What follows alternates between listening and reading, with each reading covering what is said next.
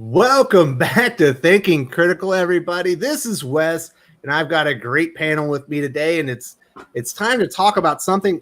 I knew it was going to happen one day, but I didn't really think it was going to happen this soon. We finally got word. I got it this morning. Everyone else got it yesterday evening. Dan Didio, the co-publisher and CCO of DC Comics, is out. They brought him into the execs at at&t brought him in, and they gave him his walking papers. They said, best of luck on your future endeavors, and he's out the door. Paley, I know you've been wanting this. You've been waiting for this. What was your immediate reaction to Dan Didio's firing? Oh, yeah. Something like that. Yeah. Mm-hmm. Yeah, something like that. I've hated Didio for years. So, and he repeatedly does the most obnoxiously stupid things I've ever seen from an editor-in-chief. So, I mean, not an editor-in-chief, but from a person in position of power. I think he's creative director. What was he, a director? Official title was director of. He's co-publisher and chief creative officer. Chief creative officer, yeah. But he's just. Yeah, I'm glad. Very excited. I'm concerned over some of the things I've heard, possibly as far as replacements, but yeah, I'm excited just to see the back of him right now.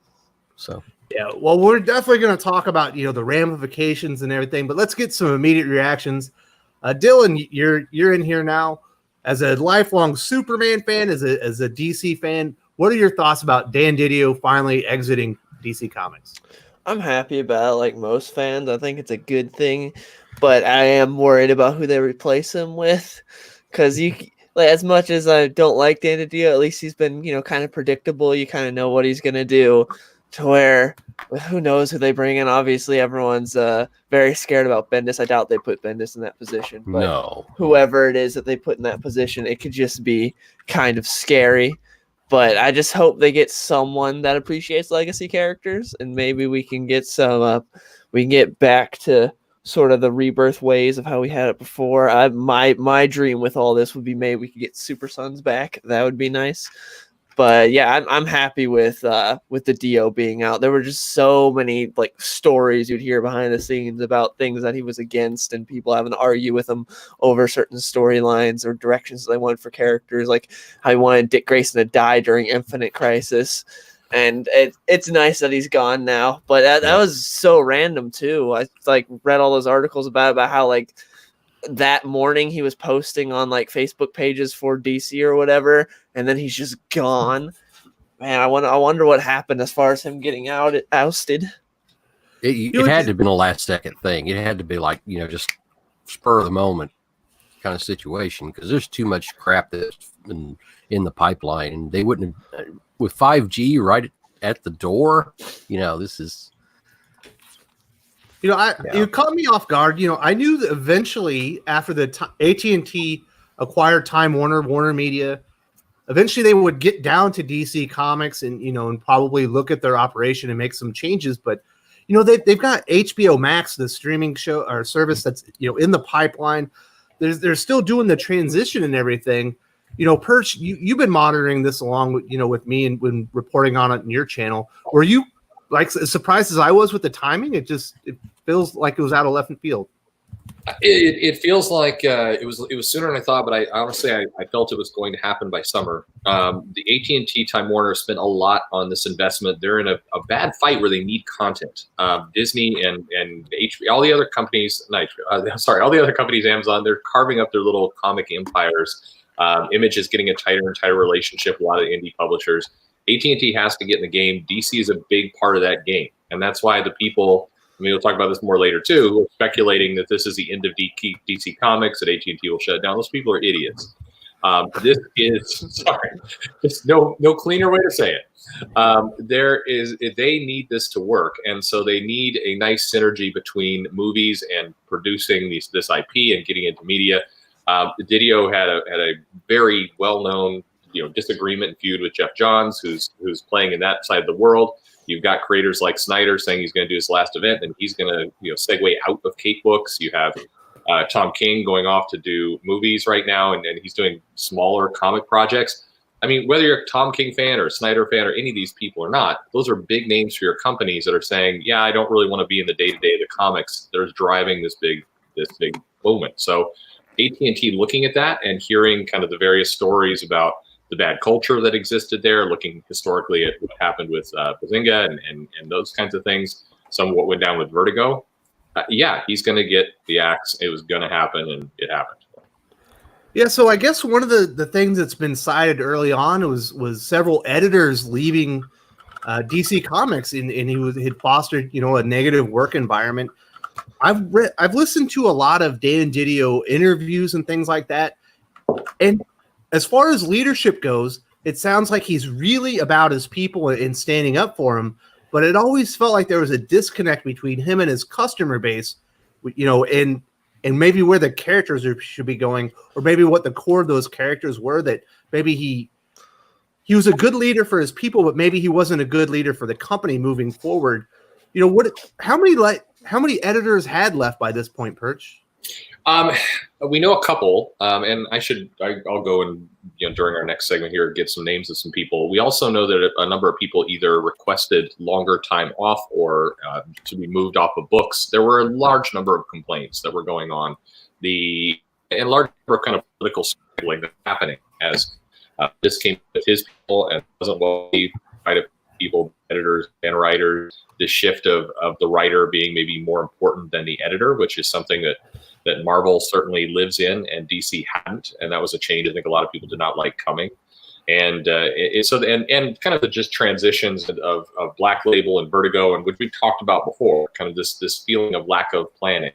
It had created a situation where a number of people had either left or planning to leave, or saying, when I conclude this storyline leading up to death metal, then I'm going to leave. So that, again, if you're at&t, you come to this place, you're saying, okay, here's a nice hotbed of IP that we want to take advantage of. Oh, but we've got a culture that seems really bad and is going to be an issue for us. We have people leaving. We have all this stuff going on.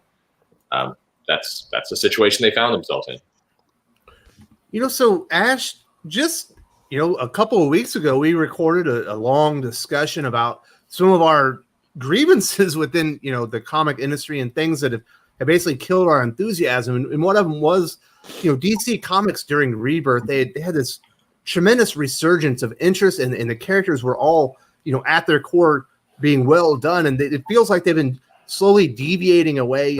Certainly the acquisition of Brian Michael Bendis was a big part of that. Does it feel like maybe your voice was finally heard, or do you think this was just, it was a win-win for the customers, but it was also a win for DC Comics as well? Oh, wow, that's a good question. I definitely think that at&t watched our video and was like, what is going on? We got to step in and do something. No, I do, in all seriousness, as much as I would like to credit fandom, for being heard, maybe it is, maybe it's true. Something in the back of my mind tells me that big top corporate execs at at&t aren't paying attention to comic book fans, and something is happening on the bottom line. And I've been telling fans this for the past couple of years about complaints, and I was like, your wallet matters. Oh, it doesn't matter, they're not going to listen if we don't buy. I'm like, yes, stop buying. If you don't like the Superman books, stop buying the Superman books. But at the same time, allocate your money to where you want it to go, the books you're happy with, because those numbers can't be ignored. When people who don't understand the business, they're just bean counters, come looking, that's what they're going to see. And you can't help but notice that Batman, which used to be the perennial #1 book without fail, at about 100 to 120,000 copies just 2 years ago, is now not even barely, I think it's barely in the top 10. It's at like 60,000. If you look at January sales, Batman's at about 84,000, and it's sitting at 6 and 7. Okay. wow, maybe it's those variant cover things that throw it's me the off. card stocks, man. Yeah. So, but my point is if you look at the top 20 on January sales, which I know you do, Wes, you're really good at covering all this. DC is almost nowhere to be found. If it weren't for that 750th Wonder Woman issue, fake thing, I think the only book that would have been in there might have been Batman. And Marvel just dominates. It's like 17 books or something in the top 20, which didn't used to be. It used to be that Marvel had the overall market share because they flood the market, but the top books were still DC. And if you look at the overall sales, you look at what's happening, you can't ignore anymore. You can't ignore Superman books being in the 30K. You can't ignore, Batman just dropping in sales, more and more. You can't look at all these things. And once you start looking, then you start paying attention to, well, what's going on? Maybe you go and you talk to Diamond. Maybe I know that there's probably some big retailers. I'm guessing Perch can correct me if I may be wrong on this, but I'm guessing some of the big guys like Midtown Comics and so forth, the DC listens to. I'm sure they probably listen to everybody, but no, they talk to the big guys. Absolutely, they talk to the big guys only, and you're absolutely dead on right. They're not going to go talk to individual fans. People at AT&T are not sitting in a room listening to YouTube videos or any of that. It'd be wonderful, but they're not. Right. What they are doing, though, is going, hey, Wonder Woman is coming up. This is a big movie. We're putting a bunch of marketing investment. Why is a comic flat to declining? What's wrong? Make a change. Right. And then I'm imagining when they go and do their investigations and they start talking to some of the people who they do listen to, they probably get some feedback of like, fans aren't resonating to this. Fans have been complaining to us about this. We're just not moving these type of numbers. When you did that stupid wedding thing, I'm making stuff up. I don't know exactly what was talked behind closed doors, but I can imagine that now all of a sudden these people who probably don't understand the industry, probably didn't give two shits about comics, a couple months ago or whatever, but now that they own DC and that's their job to manage it, are like, wait, what's going on? And then maybe they start talking internally, and it's been known for a while that Didio's, we as fans at least have seen and believe that there's this divide, this little civil war going on, and you start talking internally, fingers start getting pointed, and the writing gets kind of put on the wall. It does. We got a survey. We got a survey in. My manager reminded me that we had a survey in about a month and a half ago of our, our concerns regarding DC, how our sales, our, customer perception and stuff like that, and we gave it very horrendously low marks. So. I don't know if that's DC's way of trying to reach out to find out about information, but they definitely aren't contact. It definitely didn't contact the fans. I mean, that's talk to the plebeians. Oh, please, that's beneath them. But all right, Bailey. So we do have a super chat in from SSJ Future Gohan, aka Josh, for $9.99. I hope this all has to do with Didio being a force behind rolling the red carpet out for Bendis. They gave him so much, and his numbers just aren't there since day one. None of his titles succeeded. I think that has a lot to do with it. Like Ash said, the numbers are down. The sales numbers are bad. I just did a video on January sales, and if you look at the market share as far as issues shipped, Marvel's at 44% and DC's down at like 30%. That gap normally isn't quite that big. And you're like, well, Marvel overshifts. That's not what it is. The sales for DC just aren't really good right now, but the dollar numbers are a lot closer than they should be because DC is shipping out a ton of really expensive comic books, whether it be, your $10 Wonder Woman 750s or all of your Black Label comics that are kind of in between $6 and $8 each. That's kind of compressing that gap. But Marvel is heads and tails way above them as far as sales. And Bendis has a huge part to do with that. Superman's at 43. Action Comics is down to 35. I believe Legion of Superheroes is already down to 33. Young Justice down to 25. And then you see all those Wonder Comic, those are under 10K. The other creators that he helped bring in, Kelly Sue DeConnick has basically tanked Aquaman, I think, down to 18,000 units. Matt Fraction's, what was it? He's doing Jimmy Olsen. That one's like 12 or 15 or something crazy like that. Everything associated with Bendis. Didio's big hire is just terrible as far as sales go, and it has a huge part to do with it. And I think that putting that much faith in Bendis really hurt him. Thank you very much for the support, Josh. I really appreciate the super chat. Also, if you're watching the channel for the first time, like, subscribe the video. Definitely like it even if you're back for multiple times. Definitely get the word out that we're having a good conversation here. We do have another super chat from Kenneth Dowling for $5. Hi guys, just hopping on and joining the conversation. This program has become a favorite part of my weekend. Keep up the great work, Wes. Oh, thank you very much. I love bringing the comics aficionados and having these conversations, with you guys and being interactive. And I really appreciate the support from you as well, Kenneth.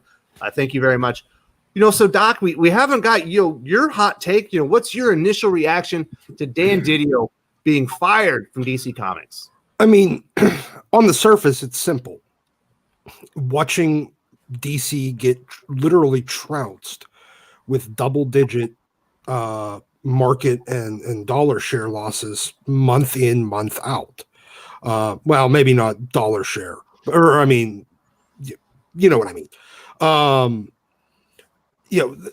He's watching them get trounced month in and month out, and at&t has to see that too. They're sitting there going, okay, well, why are we falling so far behind? We were close recently, and then Jeph stopped having as much influence in the comics division again, and it went back to Dan, and we started lagging behind again.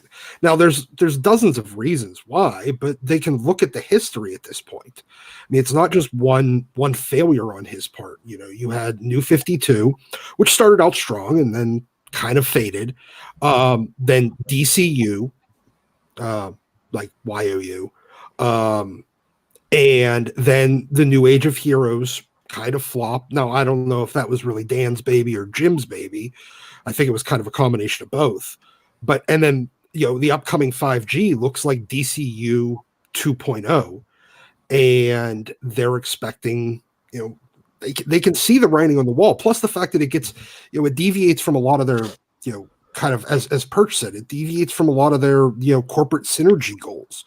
It's the same thing that Marvel did, the same mistake Marvel made with, all new, all different, where, just when the movies were getting huge and there was a possibility of getting people into stores and, having that corporate synergy, you change all the heroes so they don't resemble anything about what's going to be on the screen. That doesn't make any sense. Just from a corporate perspective, it doesn't make any sense. Mm-hmm. I'm glad you brought that up. I do want to tackle this first, and then we'll talk about, some of the very short-term ramifications. There's a lot of speculation out there. I'm seeing it in some of the chats that maybe when at&t acquired Time Warner Media that included DC Comics, that was with the intent of closing DC Comics as far as a publishing line down. That's absolutely ridiculous. I will tell you right now, I've looked at the numbers. The amount of money that they make just off of the DC Comics licenses is twice as big as the entire comic book market. Why would they shut down the cheapest thing in the world that they could use to promote that and keep those ideas out there and keep creating new characters? Plus, when you look at all the DCEU movies and the shows for their streaming platforms, almost all of that material is based on things that originated in comic books. Of course, they need the comic line to keep going on and creating new IP, new stories so they can adapt them to streaming services. They got HBO Max coming up. Keep adapting them for the big screen. They've already ran off Dark Knight Returns. They've already got, Death of Superman, Watchmen. They've already popped, or put a lot of their big stories up on the big screen. So it was definitely not with the intention of shutting DC Comics publishing down, maybe changing its direction. Definitely. Perch, what are your thoughts on that? Yeah, and it's been going on in the chat too. I mean, look, I realize a lot of the big name YouTubers are putting this rumor out there that at&t always wanted to shut down DC, that they're merciless. First of all, that's not how AT&T typically operates. AT&T is a public company. They've got lots of holdings. They've put their future. They've told their board.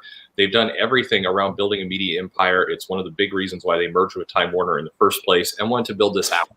They're in a fight with Disney and many others for this new landscape that they think is going to play out through 2030 and beyond. So they're not going to just abandon media holdings immediately after they buy them. And you're absolutely right. The money they get off licensing those properties and feeding to movies and other things, I mean, it's far cheaper to own this publishing division and do these things than it would be to, just invent movies on the fly and hope that they land. I mean, if anything, the feedback that goes to DC and from retailers and from others is the problem the comics have is that they're not classic enough. They're not representing the heroes as we know them. That's going to be exactly the same way that AT&T feels as well. They want these ideas to generate to the big screen. This it's a weird. I mean, it's just such a frustrating comment because people say it over and over and over on these chats of like, oh, they're going to shut it down. I would just say keep in mind that about this time last year, this cosmic news was running that Disney was about to shut down Marvel. And there were 100 videos on how Marvel was going to be shut down by the summer and Disney was tired of it and everything else. Clearly, Marvel's still alive. Yes, anything can happen in the future, always, obviously. But common sense applies here. And I think one other part to this is, yes, it's possible that DC or AT&T could say, we're not going to publish a comics anymore. It's not our business. We're in tech. We want to license all this stuff out. So hand it off to somebody else who's going to run the publishing department, and we'll just take a check. That sounds good, but who? They're not going to license it off to Disney. And when you get rid of Marvel, who has the dollars and the commitment that could even do that job for AT&T when they're going to need to trust that property is not going to cause negative reactions to their films? They're not going to license it off to Boom and then hope that those comics just do not create a black mark against what they're trying to do in media holdings. That won't happen either. When you license properties, the licensor has to commit to a certain revenue stream and quality of the comics and the things they're going to put out. That's not going to happen. So it's a rumor you could destroy on any angle if you just use common sense. And there you have it.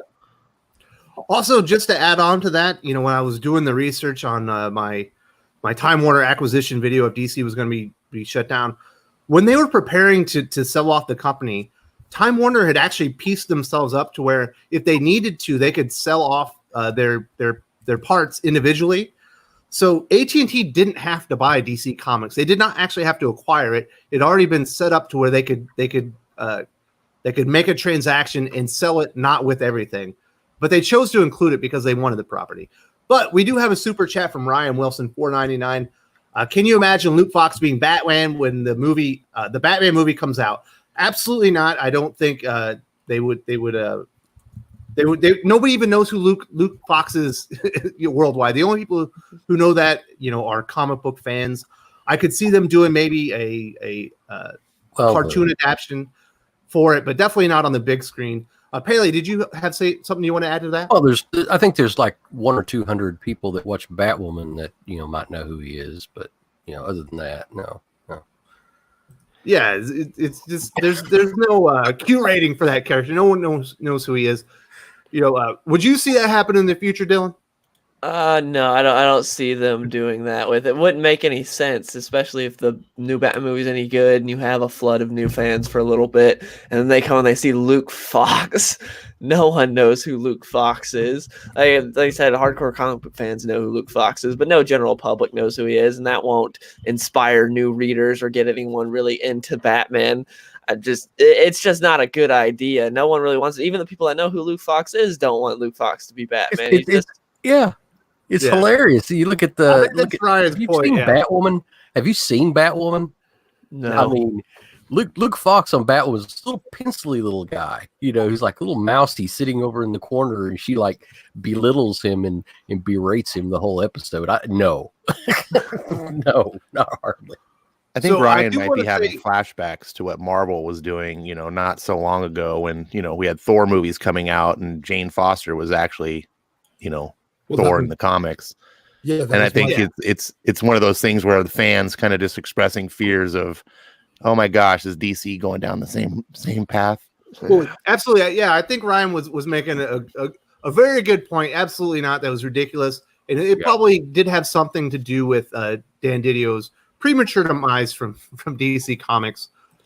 And also, I do want to put out there, I don't wish for anyone to lose their job. You know, he definitely depended on that job for his family and everything. But if someone does a bad job, I'm not going to not point it out here on the channel. That's one of the things that we do here. So I do wish Dan Didio the best of luck in his future and you know, where he lands and hope everything works out for him. But I do think, you know, he did a bad job, you know, in the last few years at DC Comics. You know, one of the weird things is Dan Didio's time there, he actually had a lot of ideas that readers liked. When people talk about the New 52, they talk about how much they hated it. But when it actually launched, it was a big deal. And people were like really excited about it. But it was the execution. It was always the execution on Didio's part for me that I think is where he definitely missed it. We do have another super chat from Albino Thunderbuns. Great name, buddy. $10. I love this name. I'm curious if Perch or Paley have heard any rumblings about former editor like Peter Tomasi getting recruited back into editing without Didio there to control what editorial does. Great question, and let's segue into that. You know, Perch, what are the rumblings you've heard? I mean, I've got a lot of reactions. A lot of people from DC were drinking last night. So not a lot of people know. I mean, like we kind of started with, this decision was corporate mandated. This wasn't something that filtered through. So it caught a lot of people off guard. I mean, you could see by the reactions and people, they're not sure what's going to happen next. And it was a Friday firing. So this means it's going to be Wednesday, Thursday at minimum before we hear what's going on. So a lot of speculation. That said, I think that, you know, there is, you know, again, this is speculation, not any kind of word, that we will see editors like Tomasi and others being not necessarily promoted into that role. I think we're going to get to that later in the video. Who do we think might take that job? But it's a tease. Stick around. But I do think you'll see some elevation of editorial and just changes. And I think it all goes back to that kind of common sense thread of, you know, DC Comics will need to align more toward, you know, providing classic core takes on heroes that are easily adaptable, quickly recognizable. It's what people have been asking for a while. And it's probably, if you're strategizing for DC, an area where you think you can chip away at Marvel, because Marvel is doing other things, being more experimental. So given that, people like Tomasi and others make a lot of sense to re-enter the company. But I don't know, Pele, what do you got? Well, of course, the number one pick, I think, from between most fans, and if I had to ask any customers or anybody, I was talking to my son earlier because he's the big DC nut in the household. He's like, Jeph Johns, you know, he's like jumping around and stuff like that, and he gets excited.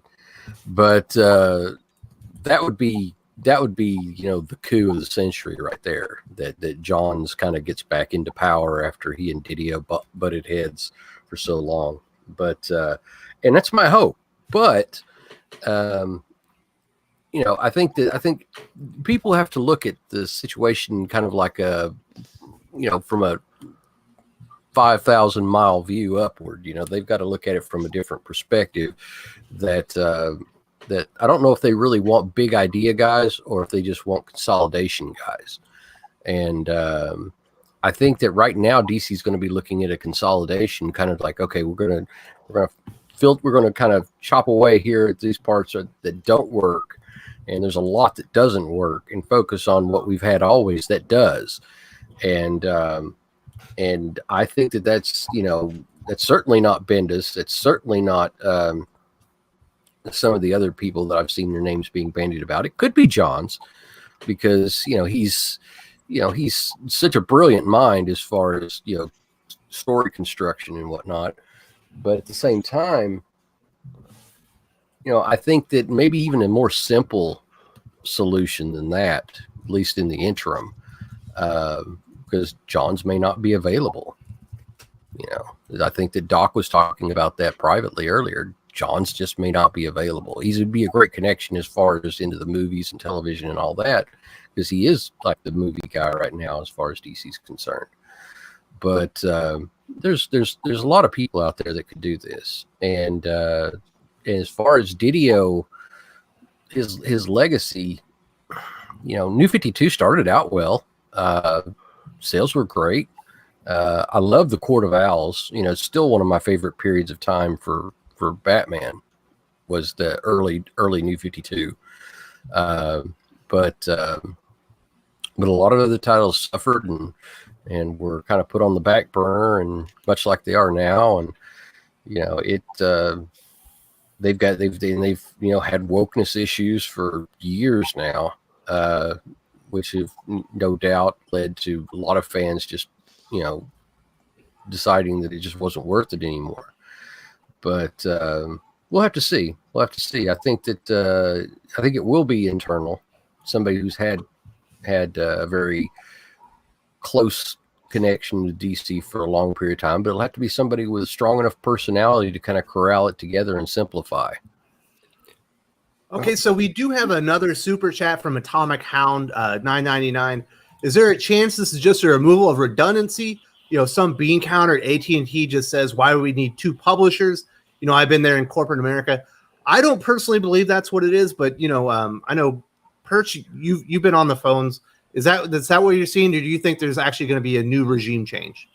No, I don't think it's removal of redundancy as much as it's a lot of complaints about you know, the workplace environment and kind of the, you know, a large number of firings, just concerns over that personnel. I do think, though, you're onto something in the sense that this structure that DC had was weird. I mean, from working within it and engaging with it, it was a strange structure, and it encouraged fights. The only reason why there wasn't more war going on within DC is that Jim Lee was not a big political player. He didn't get into the mix and really fought.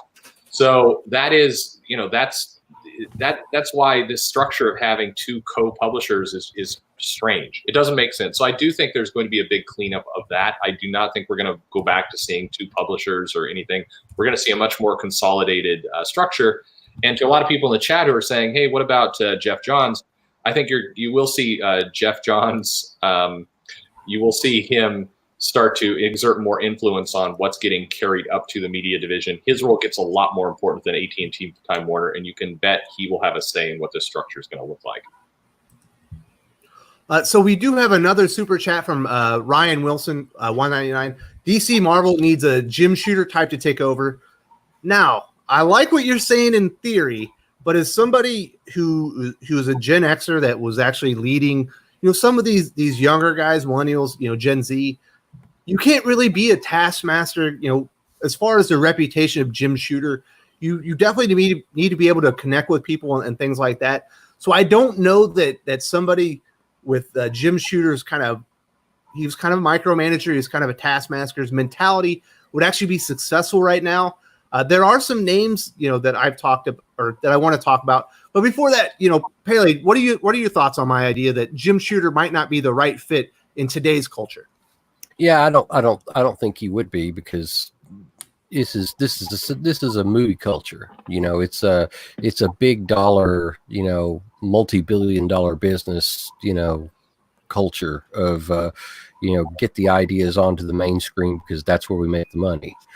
And Shooter, although he was wildly successful, didn't have the movies and everything in such an incredibly broad fan base to appeal to. So he kind of was able to make you know, small moves as well as the broad sweeping moves. And he could, you know, pull in obscure talent and, you know, and come up with some wild ideas. But I think at the end of the day, that kind of product isn't really what DC is, or but most major publishers right now are really looking towards, because they want they want something simplified that they can put on the screen, kind of like what Perch said before. And as much as I like the small, you know, indie type of situation, you know, where you get a Mobius or something like that to come in and do a two-shot or something like that, it's not exactly what's going to put butts in seats as far as movies are concerned. So they're not really going to worry about it. I want to say thank you very much to Ryan Wilson for helping support the channel. There is the one big elephant in the room. I've seen it in the chats and everything. I think we should discuss it before we maybe talk about some of the people we think might take over. It's 5G. It's DC 5G, and specifically, we know it's basically just around the corner. Free Comic Book Day is we've seen the cover. It's basically moving DC Comics into that event. Dylan, do you see DC Comics at this moment being able to stop 5G? Oh man, that's hard to say. Like, I don't know how far they are into it, and it definitely sounds from everything we've heard that they had plans and they were already moving in that direction. I feel like they could stop it probably. It might not be fun to with how far they could be into it already, but I feel like they could definitely stop it. And I think it would be wise to, because no one wants 5G. I haven't seen one single person that is excited about 5G. Is like, yeah, I'm down for this. Can't wait to add all these books to my pull list. I see a lot of people talking about how they're going to drop books once 5G happens. So I think it would be in DC and AT&T's best interest to drop 5G. And I think at this point, it's probably doable. Maybe they don't want to because of how far they could already be into it. But I think it would be best for the fans and DC themselves if they dropped 5G, because no one's excited for it. I haven't heard a single person that said they were excited for 5G. Mm-hmm. Yeah, you don't see it much. So we do have another $4.99 super chat from Old School Comics. Hire a person who will focus on appealing to comic readers. We will build the buzz for them. Everything else will take care of itself after that. While I do agree with that, it doesn't feel like that's going to be the direction. Doc, do you think that AT&T Time Warner is going to take more of a micro approach and try to appeal to DC comic readers, or do you think they're going much bigger picture? I think they're probably looking bigger picture. As much as I'd like them to try to go a little more fan service, I think they're going to go big picture because they're looking at what's going to move product, because they still need to, they don't like the fact that they're losing so big month in, month out to Marvel, and just because of the perspective and the what I'm saying, the optics. Yeah, the optics of it. And so they're going to look for somebody that's going to close that gap. And they're also going to, and hopefully they think that by doing that, because remember, these are a bunch of bean counters that don't really necessarily understand comics and what the customer wants. They think that if Marvel is whatever Marvel's doing that is getting them that lead is giving customers what they want, because obviously they're buying it. And whether or not that's true is irrelevant, because it's obviously being successful for them financially, and they want to try to essentially imitate that. So they're going to go that way. So you might see a lot of the same things tried. Didio tried his shrink the line and bring up sales, but it just ended up, while it did bring up some sales, it also didn't really help the optics of them losing bigger and bigger to Marvel every month. And that's what they're going to focus on. Yeah, I remember Marvel actually had a 50% market share on one of those months. Moving on, we had another $5 super chat from Bucket Think Tank. He just got called into work. I'll catch the rest later. Always felt like Didio could never just let a good idea stay a good idea. I completely agree with that. I hope you got to see this. Thank you very much for joining us and helping support the channel, and I hope you enjoyed the replay. So getting back to DC 5G, there's so much misinformation, kind of out there around there. It is too far down the tracks for them to stop. It has to be, at this point, if they canceled 5G, they would probably be shipping out 20 comics for like a quarter, while everyone tried to catch up and they actually wrote the stuff out to produce and get ahead of everything. Is that how you understand it, Perch? It is. And also I did notice Terry gave us a super chat, came and went. So it's a good lead into this. Can we get rid of business, bring back Super Sons? Yes, please. That would be wonderful. That was a nice selling event. But yeah, I mean, look, I think there's a lot of overhype in all of this. I think that there's a lot of kind of speculation and hype. I don't know. I've talked about this. I'm talking in the chat. I just don't think it's anywhere close to what people think. When you say it's not anywhere close to what people think, you're talking about the execution and what 5G is actually going to be. Yeah, I mean, we've talked about this before. So it is, 5G. So keep in mind the core of the information coming out from 5G that I would say 90% of the articles and the videos and everything else were all based on. We're coming off of rumors from Rich Johnson of Bleeding Cool. Now, I just want to throw out there's your source. So 5G, I'm not saying it's an amazing event or great. I think the idea is poor. I think the timing is wrong. But 5G always, when you talk to people at DC, when you saw the material, when you saw what was given in advance, when you see all the prep, it was always hyped as being something very much analogous to Age of Apocalypse, something that would not take over the full line, something that was fairly confined, something that was going to run for somewhere between 3 to 6 months, like we've talked about on your show many times before. And that was what it was going to be. And somehow that got transformed by people into believing that they were going to forever kill off all the heroes. They were going to die. It was going to be these new people. They're all going to be wait. They were going to put them on DC Black Label and charge everyone $8 a comic for them. Yeah, exactly. Yeah, all money. But it's just, and that would be smart actually. But no, there's just. It's just absurd on its face. And we know from solicitations and everything else, I always wonder when these things go on, why a year from now are people still going back to a Bleeding Cool or back to some of these sites that are saying things that get most immediately proven false, and trust them for anything. I'm just hype this channel. You'll get good information on this channel. So you should come here. But it's just, I think that people should take a deep breath. 5G will be very easy to avoid. The other people on the panel are right. There's not a lot of interest in it. I don't think it will be as much of a horror show as people think. I don't think it will be good either. I just think it will come, it will go, and we'll be on to the next world. AT&T, DC, they're already planning on the world after 5G. The far more interesting question for me is, with this move with Didio and everything else, what does that world after look like? And are we going to see a reduction in Bendis's influence? Are we going to see a return to classic characters and storylines? Are we still going to see Batman hanging out with pregnant Catwoman? I mean, what does that world after look like? To me, that is the money conversation in question. Absolutely. So we're going to talk about some of the short-term ramifications that we think we're going to have, and then look a little bit long-term. But before we do that, let's talk a little bit about who we think would be the ideal candidates to replace Didio. We know it's going to be Jeph Loeb short term, but who will be the long term replacement? Ash, if you had a say in this, if you had your dream person elevated to be basically in charge of creative at DC Comics, who would it be?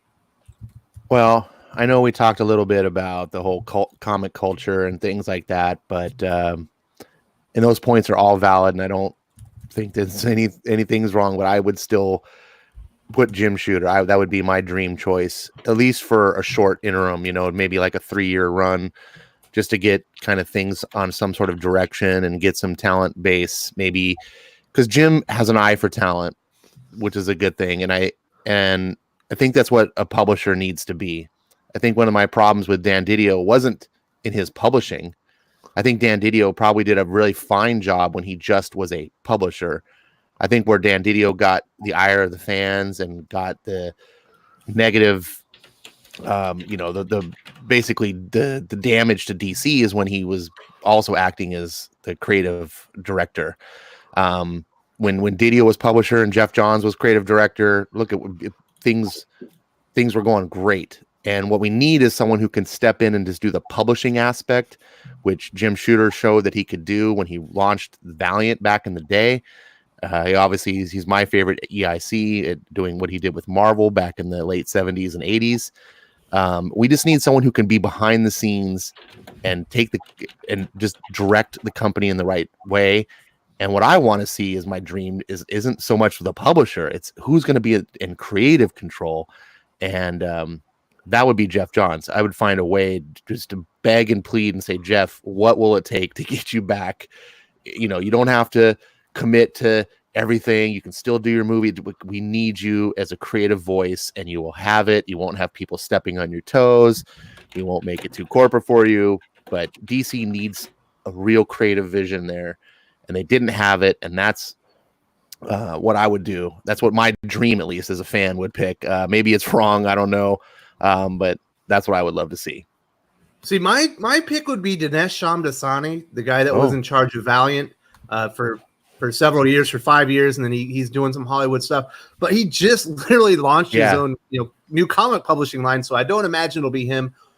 Dylan, who do you think is the perfect fit that can steer DC Comics back in the right direction and get things going well again? I think Ash had a great idea there with getting Jim Shooter in and then begging Jeff Johns to come back to be the creative lead. I would 100% agree with that. I'd also just love to see Marv Wolfman come in. I think he could do a great job. I think he has a great beat for these characters, and I think that'd be interesting to have him come in with a big, powerful position like that. And I think he's someone that really loves the characters and understands where they need to go and could do a good job with publishing and getting in new talent. But I think Ash kind of hit the nail on the head there. So Pele, I know you've been on the line. Who do you think is going to a really realistic choice to become the successor, and who would do a good job? Realistically, I think that maybe Wolfman, as far as publishers, as far as the publisher's concerned. Loeb, possibly. Creative, as far as creative direction, I can't see anybody else but Johns as far as the best to suit the role. Because I mean, people right now, they want more of Doomsday Clock. They want more of that type of content, and it's a book that sold for over 3 years, 12 issues over 3 years, and never fell off. If it had consistently come out month after month, or at least every other month, it would have seen 250,000 in sales per month. But it was purposely kind of drug along, and probably because it would have interfered with whatever plans other people had in the background, probably Bendis. But yeah, if I had my druthers, there's a host of people that could probably do a really good job as far as publishing is concerned. Shooter would be great, but creative direction, I think that Johns is the key thing there. Perhaps Tomasi, but it'd have to be somebody that really understands, where the characters are at right now and how to get them, kind of prepped up for movies going forward. So, yeah. So I do believe Ryan Wilson, with the super chat, is taking the piss out of yours truly. He's saying he wants Gail Simone, J.J. Abrams, Brian Michael Bendis, and his sleeper pick is Tom King. Get the hell out of here, Ryan Wilson. You try to give me a heart attack. Hopefully it's none of those people. Someone that I think is much more realistic and has, kind of the prerequisites to kind of fit what I think DC is looking for. We mentioned his name already, is a Jeph Loeb. He was at Marvel doing the streaming service shows, with Netflix. He's written classic DC comic stories. He's been in both worlds. He would be a good facilitator in between the comics division and the streaming and movie kind of stuff. What are a couple other names that, not what you really want, but maybe people that would fit what DC or what AT&T, and Warner Media are looking for DC Comics?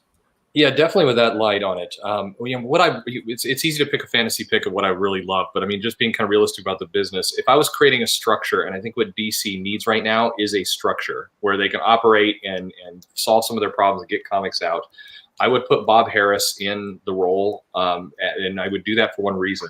DC's editorial is in terrible shape right now. Didio and others, they downsized that just function. You have people who are overworked. It's a bad situation. And then when Bendis came in and we had kind of the strength of the writer eclipse the editor, it further devolved that role. I think Bob Harris with some command would put importance on editorial, and I think that would fix, frankly, quite a few of the planning and editorial issues they have. And then I would create a role and a spot for Jeph Loeb, and I would do that for exactly what you said. I would not put him in the day-to-day of the comics, but I would create a nice conduit between Johns and what he's trying to do with media and streaming and what the comics are doing. Somebody that sits between the Bob Harris role and the Jeph Johns role to help facilitate all of that. I think that would be a structure that the company could build around. And I think Bob Harris could be tasked with bringing up Tomasi and bringing up some other people who could one day succeed him and create that strength there. I think DC badly needs that whole editorial role severely strengthened. I wouldn't go as far as Jim Shooter, because like I said, I think Jim Shooter's skills and everything else, they're for a different time. It would not work today. It sounds good and kind of people have in their head, but it would be the biggest cluster bloodbath in all fronts. I mean, it would, and he and Johns, that would not work either. So what you need in DC is harmony, and you need not a kumbaya, everybody holding hands away, but just a way that is functional, that creates an organization that works. And I think that kind of triangle of leadership would probably be what I would recommend. Mm-hmm. Yeah, there's so many possibilities, and of course, there's a worst case scenario. There's a best case scenario. With everything happening, I think we just have to be okay with the fact that 5G is going to happen. I think that's too far down the tracks to bring that back. So I assume that after 5G is when we're going to really see these new changes, the new direction, and maybe some of the reasons that Dan Didio was let go. Dylan, in your mind, what's the best case scenario for DC Comics, coming out of this as far as getting someone hired and getting a new direction going? I think trying to say, hey guys, we're not completely ignorant. We will listen to the fans, and we will go back to sort of the original plan we had with Rebirth in terms of bringing in the classics that everyone loved, and then also retaining some of because there was some good stuff in the New 52 that people liked, trying to make the best of both worlds and going in that direction, I think would be a smart thing to do, and show fans that you will listen to them, and definitely taking Bendis down from like the 500 books he is currently on.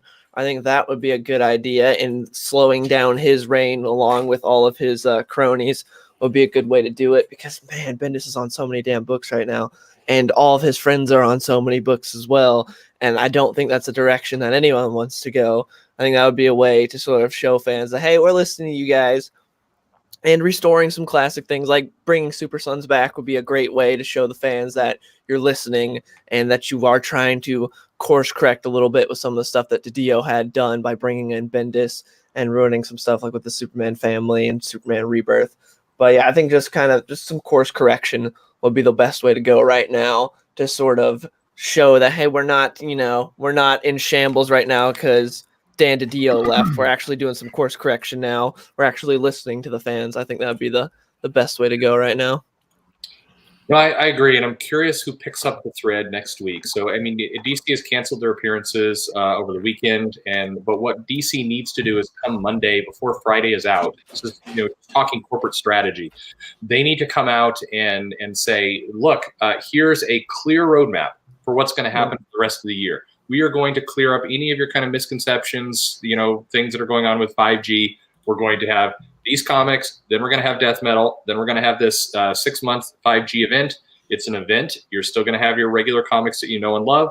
And following that, the DC universe is going to be corrected into taking up all the threads from Doomsday Clock and everything else that's been going on. And we're going to have, core stories with some of the best talent. That's what to expect. They need to make that kind of firm statement to say, fans, here's what you're going to get, and end the speculation, end the kind of the people nipping at their heels with rumors and speculation. And I mean, again, Bleeding Co. I'm mentioning them way too much this morning, saying that DC is going to go on a firing spree and hire a bunch of people from Hollywood with no comic experience. I mean, that's a lot of salt from a group of people whose primary rumor source is Bendis and his pals. So I mean, of course, they're going to be making these kinds of fierce statements to cause trouble. But that's what DC needs. Certainty. Like you're saying there, just set the record straight. So we do have a super chat from Atomic Hound. I'm not happy at anyone losing a job. I totally agree with that. But I guess Dan found out whom the Doomsday Clock was ticking. But it was probably an error in judgment not to kind of go along with the original plans for Rebirth. I definitely agree with that. So as far as I'm concerned, like short term, the best case scenario would be that the Bendis pipeline is shut off. Like, no more. We shrink your influence on DC Comics. Everyone that you've brought in, basically, they're not moving any books. People aren't liking the direction they're taking the characters, especially everything to do with Superman. So Bendis' influence is shrunk. He's not responsible for the production of 20% of the entire line, in a month. I think it might be up to 25% in some of the solicitations we're seeing. So that would be the one big thing. But another thing that I think is really that DC needs to work on, they're putting so much, they're investing so much in these YA lines, and they're producing comic books coming out like Amethyst, Genlock, stuff like that. But they're promoting them within like Batman comics and stuff like that. That's a completely different audience. I hope that they invest in somebody with some experience at Scholastic that maybe has worked with Raina Telgemeier, the Dab Pilkas of the world, and start promoting these books and marketing them to the correct audience and get them away, because it's causing audience confusion. It's causing brand confusion. It's causing people to get frustrated. Why are you producing these comics for me? Well, they're not for us, but they're marketing them like they are to us. What do you think about those ideas, Perch? No, I agree entirely. I think DC, people said, they should get away from the YA stuff completely. No, just put competent people on it and market it to the right places. It's free money. Just don't be an idiot about what you're doing. Batman sells well. YA can sell well, as we can see from competent writers and publishers. So just don't mix up the two. What are you doing? And for the love of God, the talent pool should not be so shallow that we're like, well, we have to have a edgy Batman and a normal Batman and a YA Batman. Hey, maybe you've got another 500 characters in your library that you can do. You don't have to make Batman all of these things, but just bring intelligent people to the table. You can make money, and you can translate that into media and other things. The life can be good. You're working way too hard at being dumb. I think that 5G actually could be a really good thing in one respect, in that it could be an excellent smokescreen for gathering up Bendis and the Portland Mafia and all the rest of those idiots, and just wrapping them up in a blanket and throwing them off the bridge. It'd be like, okay, by the end of 5G, all of you are gone. Thanks for your service. Get the hell out. Stop trying to kill kittens, Pele. I'll be to just one comment here that is the Debbie Downer comment, certainly of the chat, I'm sure. Sorry, that's a reference. Is that Bendis has a reputation for packaging up certain properties and making them TV friendly. That is somewhat of his reputation. And if you look at Legion of Superheroes and you get super drunk and you just ignore a lot of the hatred of what's going on in that book, you will note that feels like kind of a reality TV show, doesn't care about continuity, probably works well for TV. I say that because as we're moving into this new world, nobody should be entirely shocked if Bendis does find his footing and finds a different way to survive in this new world by simply making the case that he puts comics out that translate well to media. He will make that case. Now, I think that does not help the Kelly Sue and some of these others who have failed at that attempt. But not to bum everybody out, but Bendis is a fighter and a survivor, and so he's not going to be shown the door next week. He's also, for by all accounts, one hell of a pitch man and somewhat easy to like when you get him in a one-on-one conversation. Yep. Ash, have you talked about what you think the best case scenario from this change looks like to you? Oh, geez. The best case scenario, I think, is DC getting back to the roots of publisher just being the publisher and putting creative control into creative people and trying not to merge the two, because it's not necessarily the same job. And when I see a lot of talk in the chat, and I've seen a lot of talk just on the social media before today, I see a lot of people making suggestions of who they want to replace Dan Didio, and I see a lot of writers' names. And it's like, oh, put, writer A, writer B, writer C. And it's like, look, I love these guys too, but being able to write a great comic book doesn't necessarily translate into understanding how to run a publishing company. As we can see, Jim Lee's an artist, not really a writer, but we got Jim Lee in the publishing role right now. And I think, honestly, I would like to just see what he can do by himself. I would like to see DC have a different person in charge of creative. I would like to see Bob Harris step up and actually just start doing editing again and have DC go back to Let's put power into the hands of editors, because that's how comics have been run for 80 years. And the best case scenario I'd like to see is just Bendis not having his golden ticket and being able to do whatever he wants, and now has to actually earn a paycheck like everyone else. And, and if he can sell books, so be it. But not just being like, oh, you keep ruining Superman, here's new books for you to have. Oh, you failed on these, here's more books. In no world do you fail upwards the way that he is. And I want to see him be the same as everyone else. And it's like, look, you got to earn your role. Like Scott Snyder's got his ticket because guess what? He came on and he started selling books for DC. A lot of people, some people, not a lot, I guess, don't like metal, but it sold. It was a great thing. And when you do that, you earn it. And even if I don't like it, I'll sit there and support it. But that's what DC needs to go back to, is being meritocracy, putting the people that succeed not necessarily in charge, but getting the good books, and not just giving people like, oh, we're going to hand you this book because you're friends with so-and-so. Even though you don't clearly know how to write, you don't seem to know the characters. And I think we talked about this earlier, just getting editorial. That's a huge thing. I think if DC can just get strong editorial again, I think this ship will start getting righted. And there's a lot of strengths at DC still. It's not like DC was just sinking. It definitely had taken on water, but focus on what's doing good. You want accountability and editorial standards to raise up at DC Comics. That's the best case scenario. Obviously, the best case scenario is that DC captures the minds of the world and has a huge renaissance. How are they going to do it? What's the best case scenario? What are the changes that they need to make to get pointed in the right direction? The editorial and putting people just in charge of doing what they should be doing. Your job is this. Get your nose out of this other thing that you don't belong in doing, and putting the right people in charge of each of those spots. And and being accountable. Mm-hmm. All right, Doc. What is your idea? In your mind, the best case scenario that can come out of this for DC Comics. All right. Well, honestly, I still think that Loeb is probably the guy that they should be targeting first and foremost for that job. He's got that good, he with his history, he could basically be the Kevin Feige of that side. He has, he's not obviously as accomplished in the film side as Feige, but he's more accomplished in the television side, more accomplished in the comic book side. And he could probably, especially with the need for streaming content, finding somebody that's that can really develop comics into streaming properties, television style, digestible format. Loeb's a guy to do that. And now I don't think that's likely.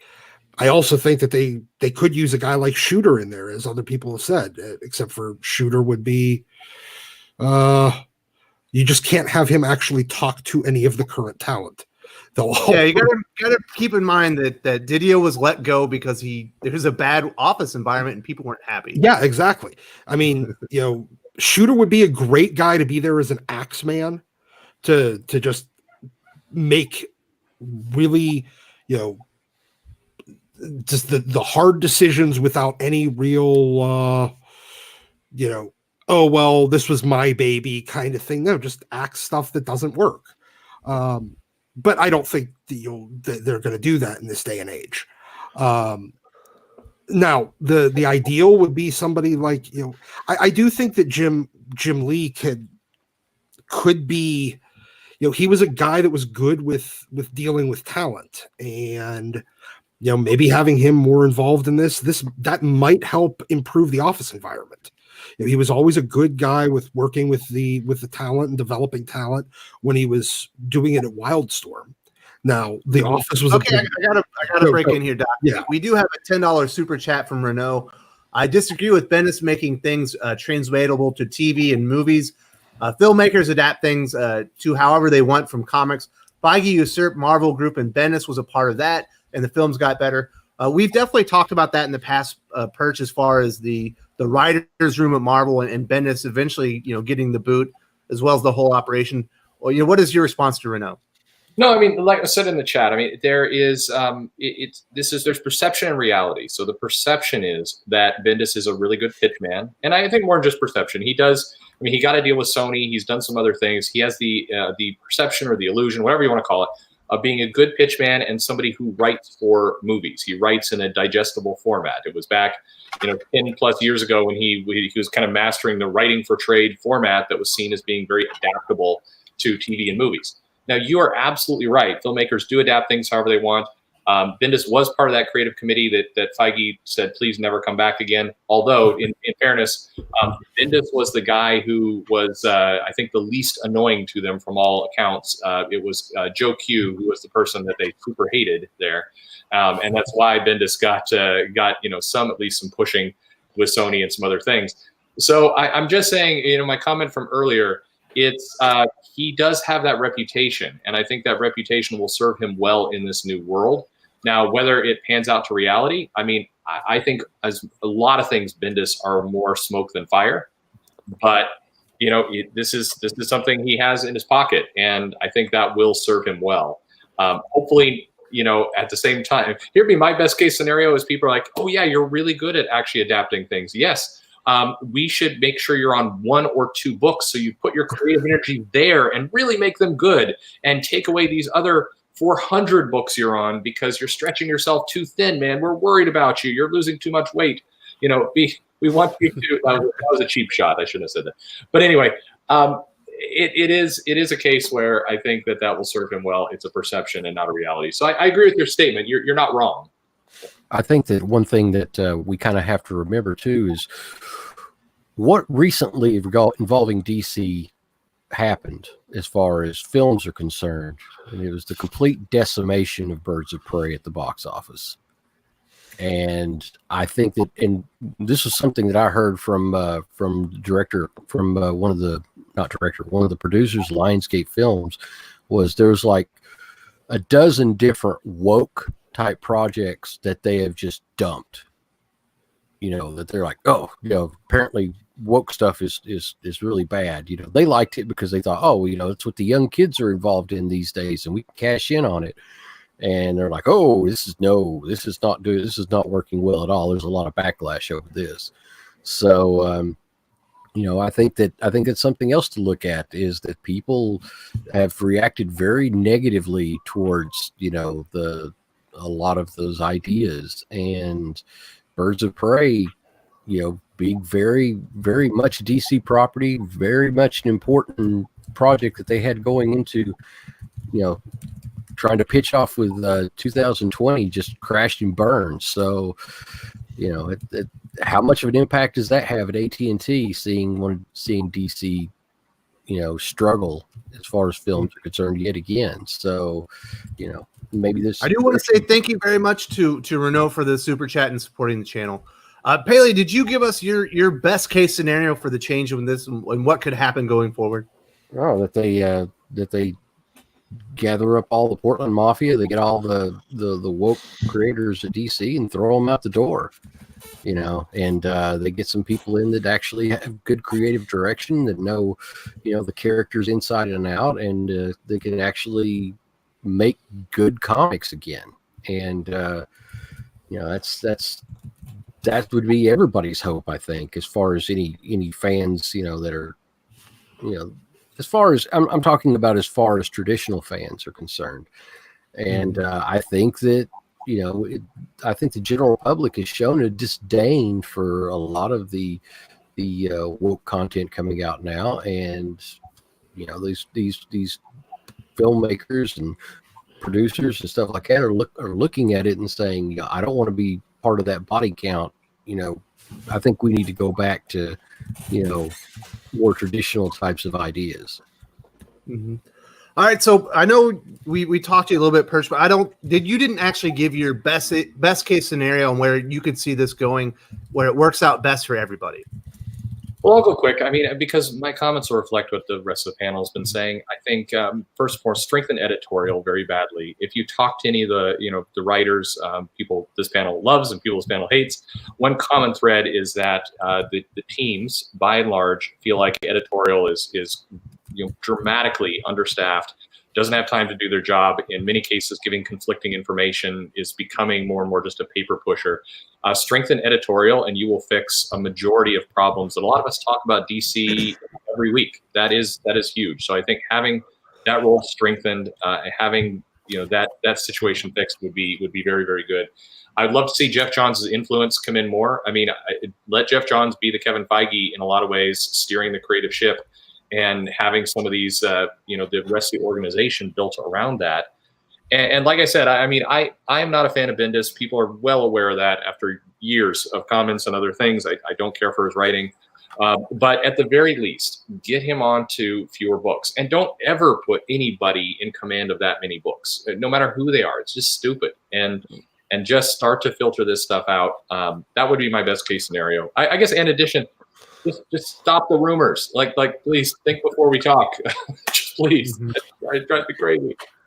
All right, so we've talked about the best case scenarios, who we think might be the best person to change it, short-term implication. Now let's talk about the worst case scenario. So this in my mind is the worst case scenario for this change.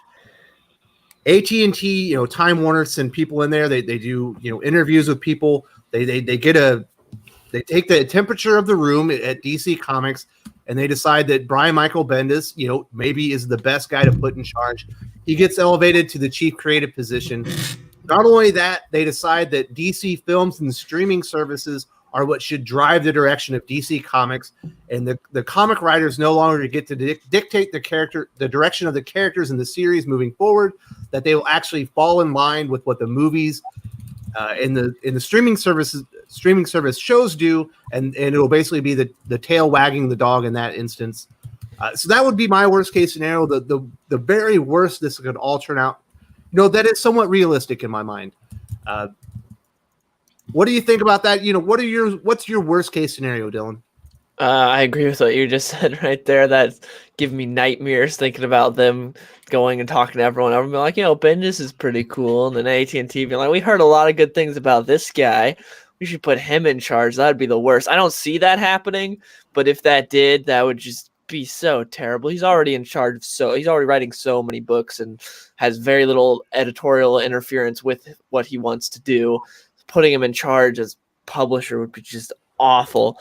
Man, that would just be a nightmare for me. And then, yeah, like you're saying, having the movies dictate how everything goes. They already sometimes try to do that, but if they tried to make the Birds of Prey like they are in the movie, man, that would be terrible. Heather Antos as editor-in-chief. Zoe Quinn and Andy Corey. Yeah, the man killer herself. Yeah, no, I don't see that, because I think Bendis is one of the reasons why that Didio got fired. So I don't know why they would put Bendis in charge if he was one of the reasons why Didio got fired. Hey, it's the worst case scenario. I know. Where they come in, apparently Bendis is one hell of a pitch man. When you get him down there, he's very passionate about it, and he's very good at selling himself and his ideas, from what I understand. All right, so Dylan, did you have any more thoughts as far as what the worst case scenario could look like? Not much more. Just basically Bendis getting more control would just be the worst thing. Nightmares, huh? Yeah. King becoming editor-in-chief. All right, Paley, what's your worst case scenario as far as DC Comics? How could this go even worse than it was before? Oh, if they put Bendis in charge, they just said, "Here, you're the chief creative officer now. We're going to go what you want." And no. As much as I would almost be interesting to see how bad DC could get, to kind of get back and step back a little bit and just see the absolute destruction and see how bad it would be, because it'd be a morbid curiosity as far as I'm concerned. But in the event that such a thing could possibly happen, I'd stop carrying the books. I don't carry DC. More Marvel and Independence. DC's went off the rails. And I've done it before. I've pulled DC before, so it's temporary. But I don't have to carry anything particular. And I think that people start talking with their wallets and such. It would probably get to the point to where, double-digit books would be good. Any double-digit book would be, 20,000. Oh, you sell 20,000 comics? That's a great title, But we looking back with fond memories to the days when Batman sold 80,000 copies. If such a thing were to happen. So,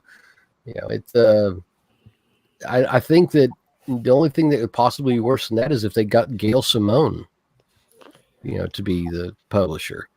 That would possibly be the worst. But yeah, it's I think that a lot of those bad ideas that Didio had, as far as being hoodwinked by a lot of different creators to be given more control, I think that's what put him on the chopping block in the first place. So, I think that they're going to be trying to go back and get the good ideas that they had before and try to flesh those out again. Because what they tried over the last 4 or 5 years just has not worked. So, All right, Doc. I know you're champion of the bit. What's your worst case scenario as far as this change goes? My worst case scenario is that at&t puts a John Scully type.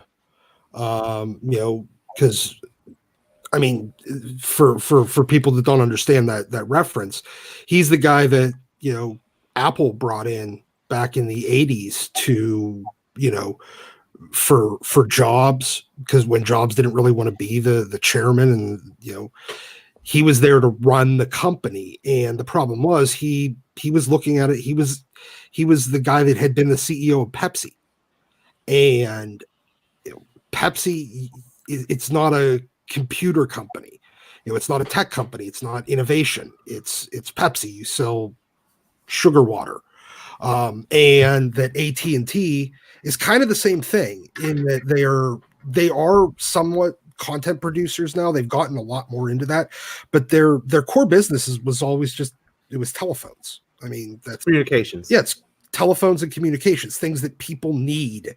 They're not choice related. They're not things that people have to choose to want. You don't have to make them want a telephone or internet. Or cable television. Everybody just has it. You just have to compete with the other guys that are selling the same, they're almost like utility products at this point. And that at&t makes the same mistake, and you end up with somebody that's in there to manage the brand and not to innovate and get new people into the that don't understand that this is something that it's a niche product, and you have to be creative. You have to find a way to draw in new readers. You have to find a way to convert non-readers into readers, and that's not something that you really have to do with telephones and cable television. So that would be my concern, that they don't understand the problem and the business that they're coming into. And as a result, the worst case scenario is you keep getting stagnation, and they keep losing market share. And then within a few years, DC or at&t looks at the division as, well, maybe we ought to consider trying to find someone to license this out to. I know that Perch has brought this up. There's not really a good option for that, or just finding somebody to take the publishing rights, or to go away from monthly comics in general and away from periodical, and keep the IPs fresh and valid by keeping them in publication, but with new product, but doing it with periodic releases of Black Label type stuff and YA graphic novels instead of the monthly, month in, month out comic that we've all kind of grown up on. Yeah, one of the other worst case scenario would be is if DC just decided to go all digital, just abandon publishing. And that's also possible. if that was to happen, then sayonara. That's one way to do it. But digital sales have already proven that that's not the way most fans consume comics. So yeah, and because they are essentially a media company and a little bit of not really a tech company, but a media company, a media delivery company, that they may see print comics as not really a viable thing in the future. That's not really what they're into. They can deliver television shows. They can they can hire somebody to create television shows.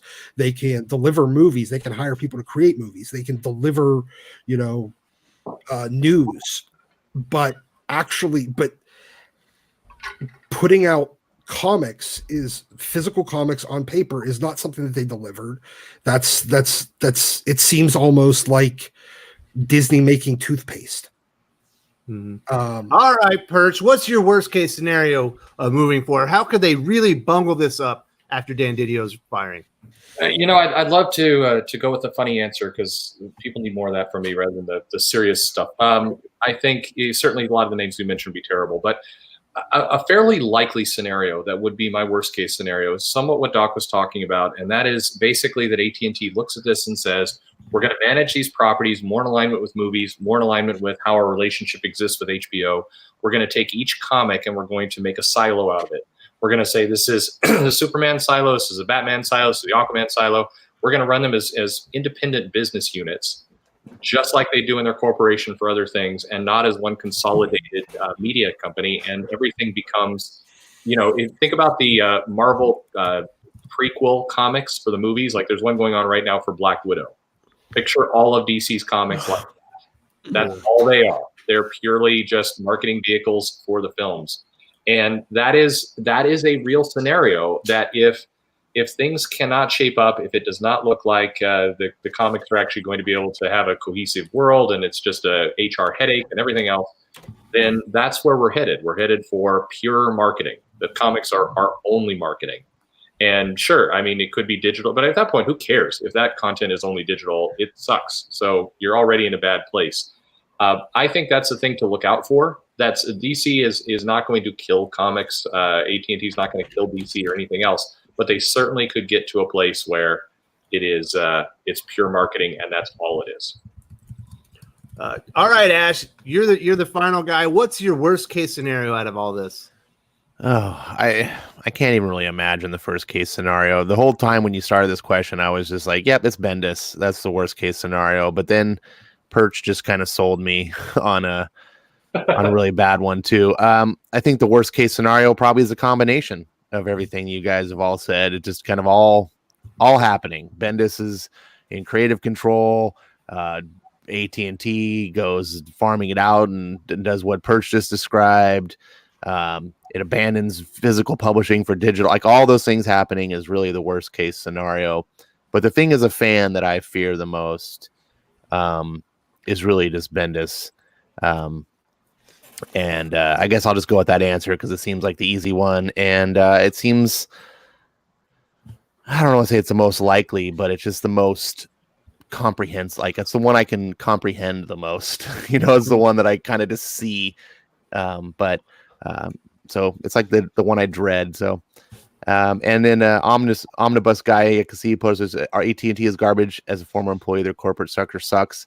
I have never worked directly for AT&T, but I did work in the telecommunications industry where we worked hand in hand with AT&T, and I can corroborate that they are a terrible company and they really don't care about their product, and they farm it out to other people. So I guess that would be something I would add into is AT&T just farming DC out to third parties to manage. Yeah, you have to remember that AT&T has the worst customer service rating. Apart from Comcast, AT&T has the worst customer service rating in the Fortune 500. I thought Sprint was worse, but there you go. All right, so yeah. What's up? No, they're just all terrible. That's very true. Telecommunications in general, like Omnibus, I did some consulting for AT&T for a period of time. The corporate mechanics of that company are brutal, and that's both one reason why I don't see them, stepping in and shutting everything down. They're not built to do that. They're built to be just very, it's a goofy system, but at the same time, that goofy system can certainly be applied down, and that's going to be terrible. Sorry there, Wes. Oh, there's no problem. All right, so we've covered this in pretty good length, and I will be making a video on my channel as well. Just with some of my thoughts, in a shorter format. But I do want to talk about some things, with some of the panel members specifically. Dylan, you're a huge Superman fan. Superman hasn't been worth reading in over 2 years now, right? Yeah, it's been rough. Mm-hmm. And we've got Leviathan Dawn coming out next week. It felt like there was no Dawn, for readers ahead where Superman might get better. What are your do you feel better about Superman do you feel better about Superman today than you did yesterday? Yes, I will say that with Didio gone, I feel like sort of the safety net for Bendis and his just infinite failures is kind of gone.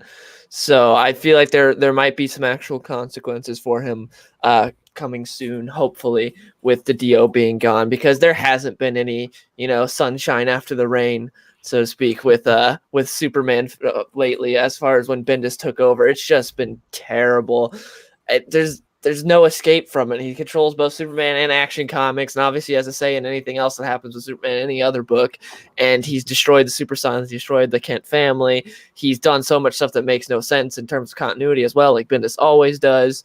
And it's just been terrible, and the book hasn't been selling well. No one likes it.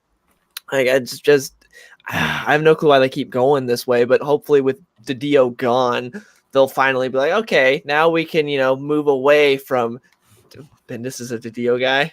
Yeah, agreed. But I'm hoping that that changes now with Didio being gone. We can finally get Bendis out of Superman, because it at least narrow him down to one Superman book so there can be an escape. Like even when Tom King was destroying Batman, you had Tomasi on Detective. So I was like, okay, we still got a good Batman book. With this, you don't have it. You have the Superman Giant, but that's I don't even know how often that's published, and it's like a very short story as well. But besides that, you don't really get any escape for Superman, and he just it's rough. But hopefully, I think things are better now than they were with Didio being gone. Yeah, just to put it into perspective, as far as people who are Superman fans, I went out and I would buy the Walmart Giants, for the different books and the different characters, and the customers love them, but they can't find them at Walmart most of the time. So I would go out and I would buy them. They would sell out, even with a $3 or $4 markup on them, for gas and with trouble and everything going on and get them. People would buy them. They'd be sold out within 1 or 2 days. That tells you, and while the actual Superman books and Action Comics are rotting on the wall. So that tells you all you need to know right there, just how well a good, at least a passable Superman story could sell. Mm-hmm.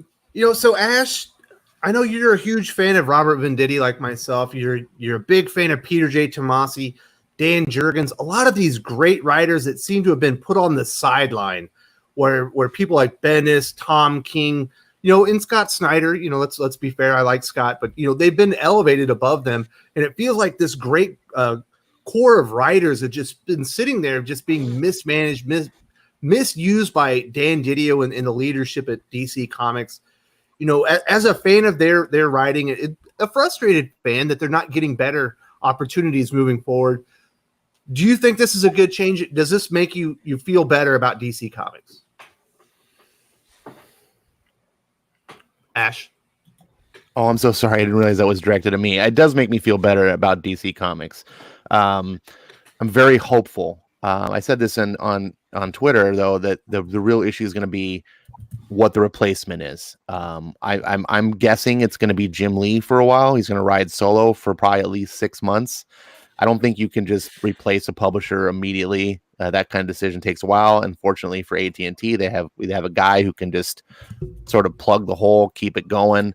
And I think Jim Lee is gonna. He's more of a. He's not as hands-on, I don't think, as Didio. I think one of the problems with Didio was just he wanted to do everybody's job, and I think if we can get back to letting editors do their jobs, writers do their jobs, and stand out and perform. I don't see Jim Lee being the kind of guy that's just going to give people like Bendis a big pass, like, oh, hey, whatever you want. He's not necessarily seemingly a take charge guy, but he's not necessarily the kind of guy who's just going to make these weird decisions because he's got to burr up his butt to do stuff. And that could be a really good thing. And you hit the nail on the head. DC has a great stable of writers. I mean, when you think of any publisher in the business right now, DC has the hands down best stable of writing talent. And these guys need a chance to break through. They need opportunities, like Venditti. Tomasi's starting to break through, and Tinian is getting a little bit of notice now that he's on Batman. But Joshua Williamson just sitting over there dying on the Flash, even though it's this great book and he's doing a fantastic job for 80 plus issues. He should be rewarded with something. He's number one, his loyalty. Number two, his consistency. And he's just sort of over there, and they don't promote his book. They don't give him side projects of like any sort of high visibility type, maybe a mini series or do an event or something to help put his name out there and get people to realize that this is a really big star. DC's done this in the past with people like Scott Snyder, and that's great. And people loved give other people their reign to shine, their moment to shine, because there's so many fans that I talk to all the time that just don't think DC is any good because they don't know that they were like I was before I jumped onto the DC ship. And I didn't know who Robert Venditti was. I didn't know who Peter Tomasi was. I didn't know I knew who Dan Jurgens was. That was silly. I didn't know some of these other names. I didn't even know who Scott Snyder was at the time. And then I found out. And so, yes, I'm very, very much hopeful now that we don't have someone who's over controlling and micromanaging every aspect of the company to fit their own personal desires. And I think we're just now going to let things shine.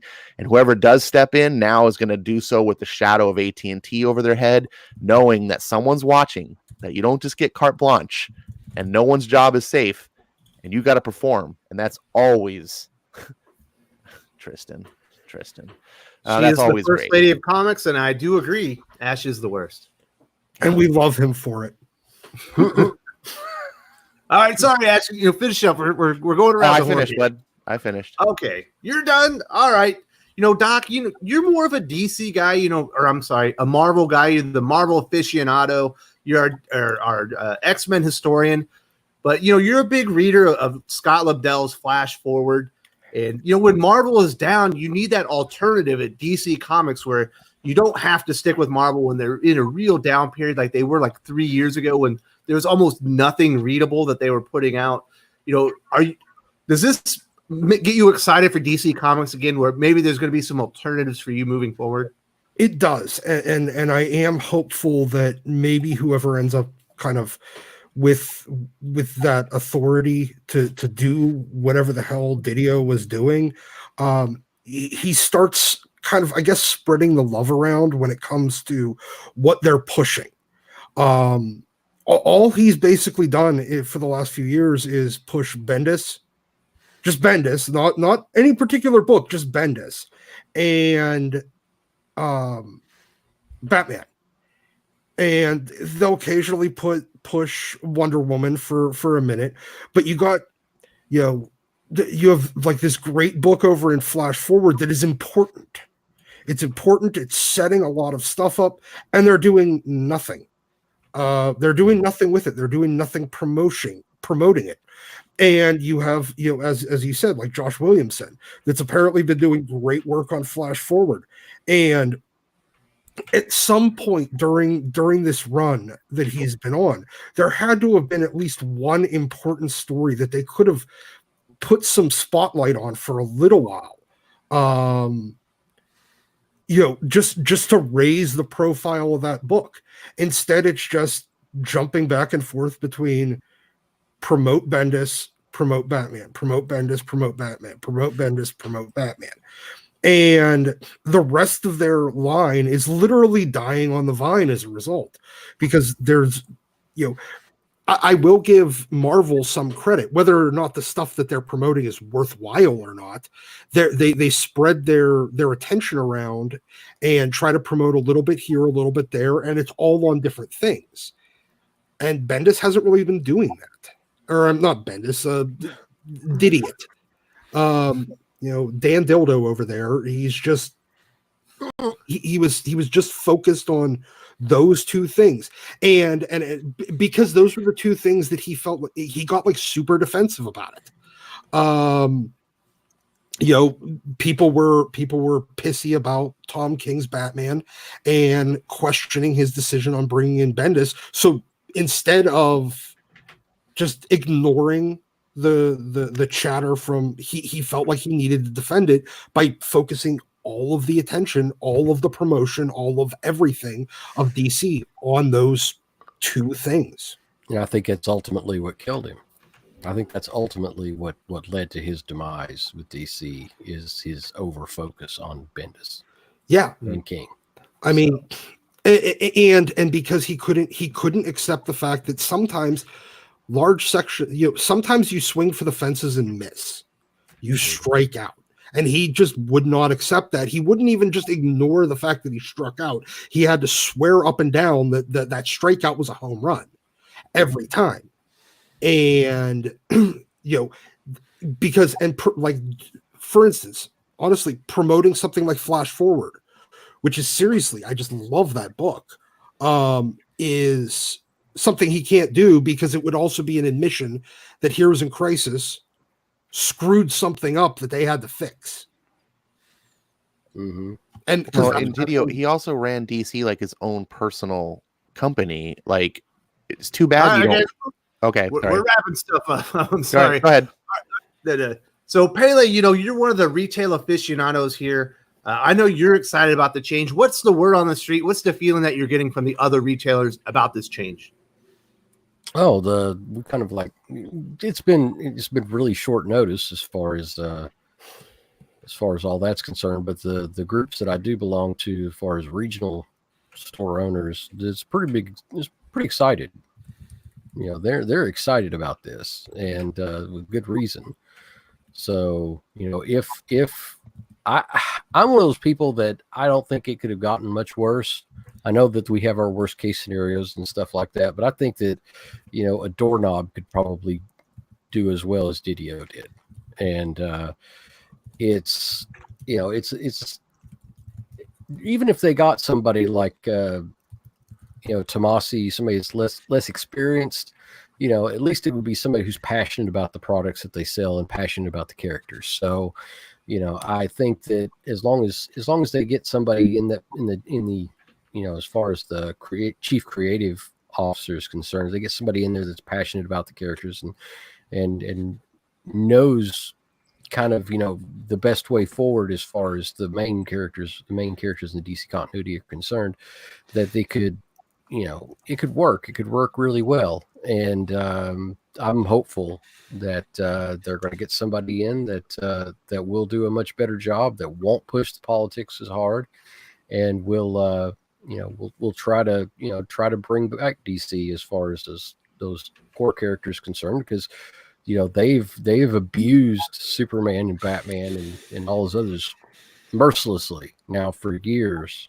and on the altar of social justice and different types of ideologies. So we'll see, and I hope it is good going forward.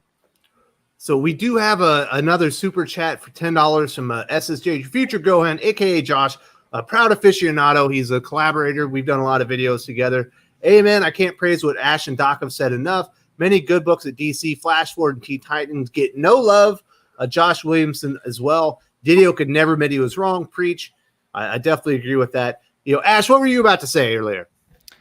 Oh, I was just about to say what I said in chat. The DC, Didio ran DC like his own personal company, and didn't realize it's not just because you don't like Nightwing and you don't like Wally West or these other characters, you don't get to tear them down. Your job is to respect the fans and build the characters they love, and that the fans made this company, and they're paying you money for this product, and your job is to make that product as great as it can possibly be. And if you don't personally like it, so be it. Hire someone to take care of it, and you can just ignore it.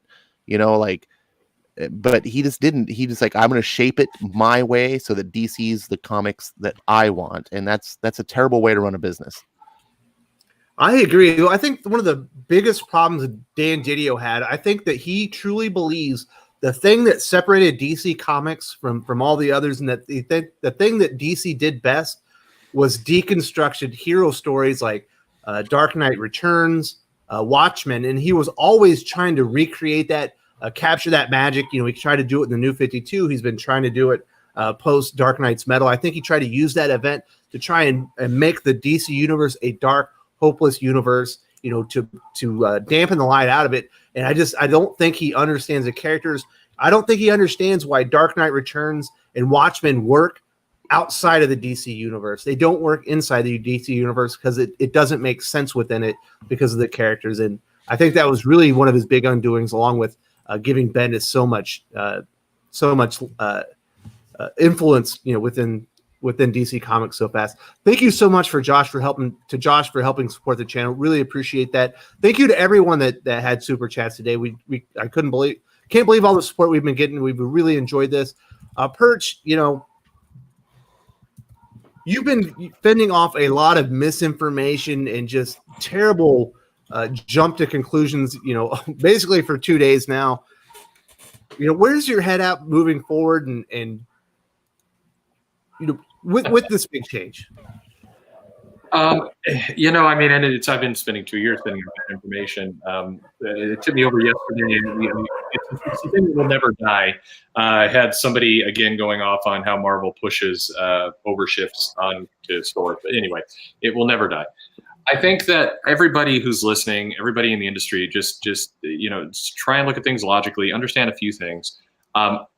Even though this firing happened suddenly, there were a lot of rumblings leading up to it. Even though he was fired, it does not mean the whole world changes tomorrow. People are asking, okay, now 5G is canceled. 5G has been printed in a lot of cases. It's not going to get pulped. They're not going to do that. Parts of the Free Comic Book Day is already coming out. So these things are in motion. And we just have to think, things move slowly. So temper your expectations. You'll see it's one foot in front of the other. That's what the comic business, most businesses are all about. It's making continual progress.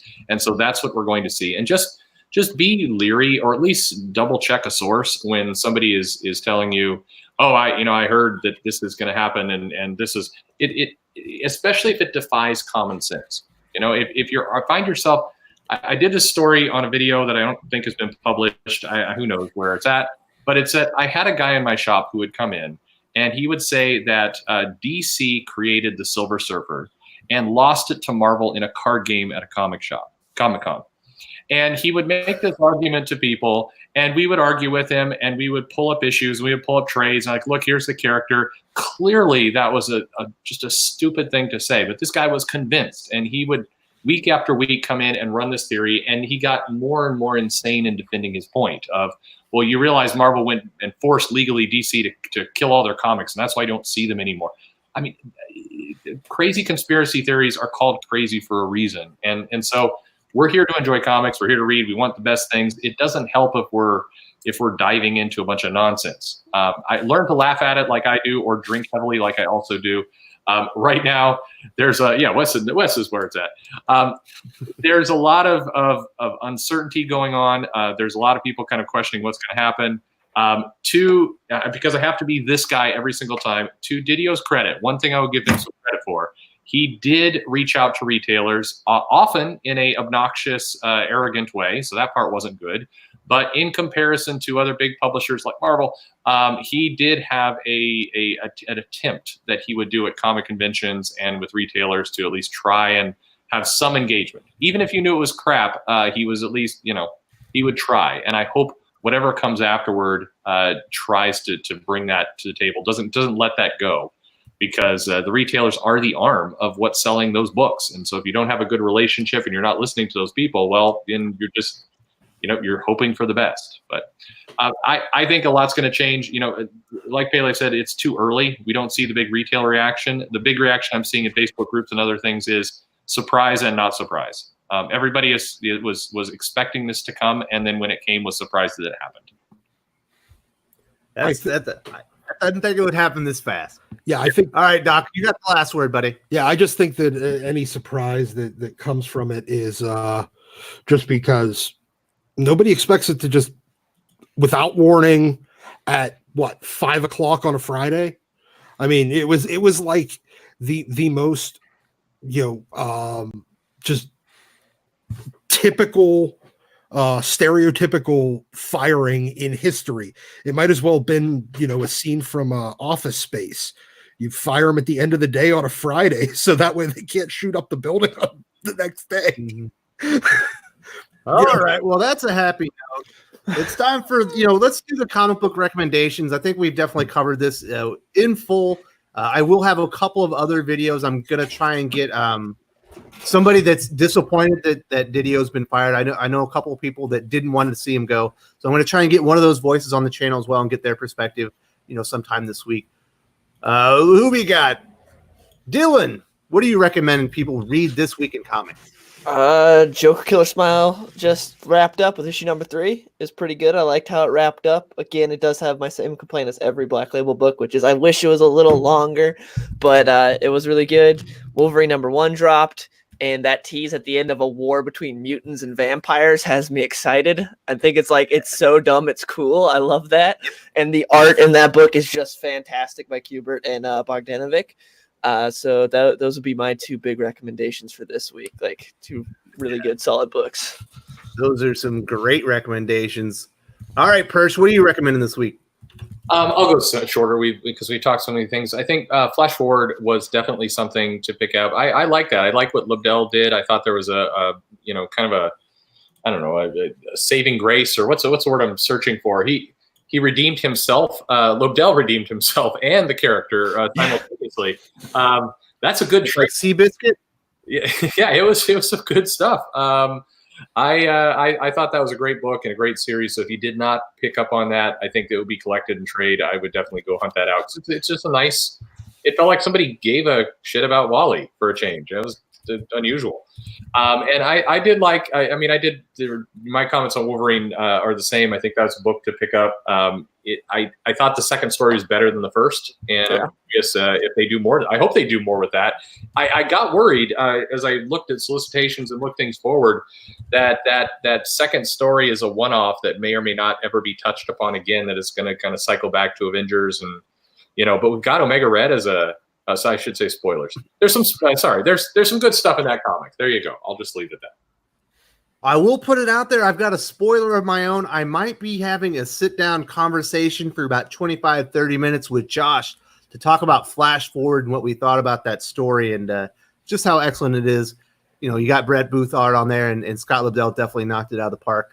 Doc, what are you recommending this week? I would say Flash Forward, Wolverine.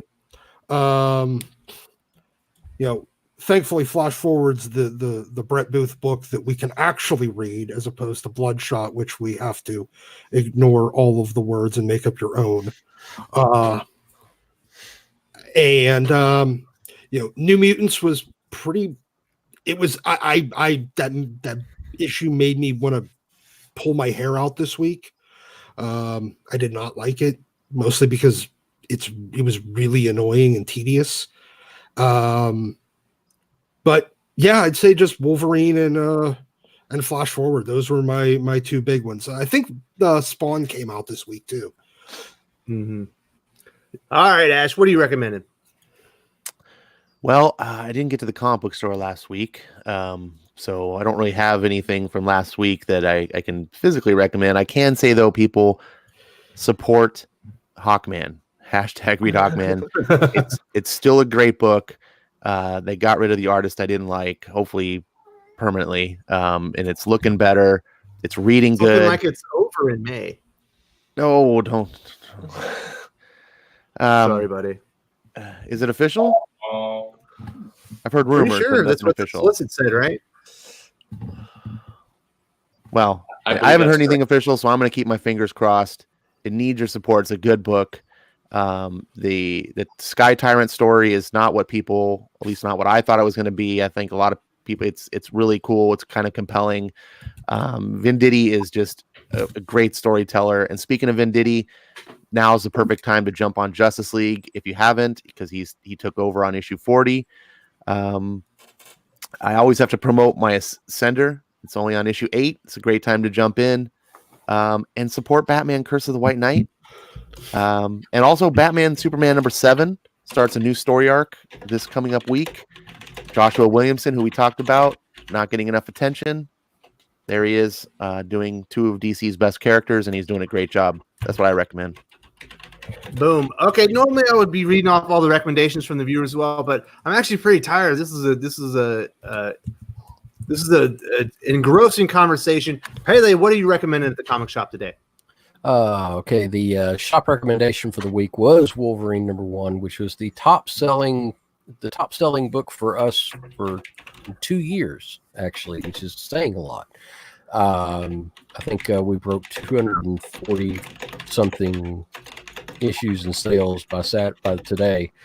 My recommendation Spawn 305, and it's still $3 book. You can't beat it. And it's still a compelling story going forward, and I've really enjoyed it. As far, I want to recommend one of the dollar books that's out this week, which is a reprint of New Teen Titans number 2. I saw it and I thought, oh, this is a great deal. It's the first appearance of Sam Slade, otherwise known as Deathstroke, and it's fantastic. And if you haven't read that issue before, you owe it to yourself. Spend the buck to go get it. Boom! There you go. Eric Breen is recommending the America Chavez by Gabby Rivera. Maybe it's a good book. I don't know. So my recommendation, the best comic I've read this week by far is Daredevil 18. Wolverine number 1 was also very good. Batman 89 is easily the best Batman comic in about 2.5 years, maybe 3 years. It was absolutely excellent. It's definitely the best of Tynion's run. And also, if you're looking for something off the beaten path, Skull Digger and Skeleton Boy by Jeph Lemire. It's in the Black Hammer universe. It's actually really good. I want to say thank you very much to all my panel guests for joining me today talking about this. It was a hot topic. Thank you, everyone, for joining us. This was definitely the biggest crowd we've ever had on the channel for a live stream. Before today, it was, I believe, 135, and today we got up to 251, which is crazy. Thank you all so much for the support, to the super chats, for liking the video. Thumbs up. If you weren't subscribed, for subscribing to the channel. We couldn't do this without you. Thank you all so much. Salamat Po, and we're out.